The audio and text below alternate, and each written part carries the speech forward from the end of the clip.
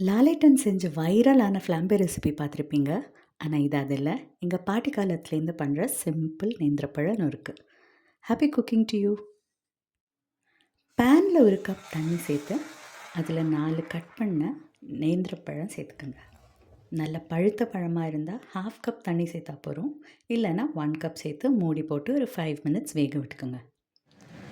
இப்போ தண்ணி எல்லாம் கம்ப்ளீட்டாக வத்தி இருக்கும். அண்ட் பழம் ப்ரெஸ் பண்ணி பார்த்தீங்கன்னா கரெக்டாக வெந்திருக்கும். இதில் ஹாஃப்லேருந்து 3/4 கப் வரைக்கும் பொடிச்ச வெல்லம் சேர்த்துக்கலாம். கொஞ்சமாக கலந்து விட்டுட்டு நல்லா ஒரு டேபிள் ஸ்பூன் நெய் விட்டுக்குங்க இதில். அதுதான் இதுக்கு நல்ல மணம் கொடுக்கும். இப்போ ஒரு 5 மினிட்ஸ் திருப்பி மூடி போட்டு வேக வச்சிங்களா நல்ல தேன் சொட்டுற மாதிரி கேரமலைஸ்ட் பழம் நொறுக்கு ரெடி ஆகிடும். அப்படியே சாப்பிடலாம், இல்லைன்னா ஐஸ்கிரீம் கூட சேர்த்து என்ஜாய் பண்ணுங்கள்.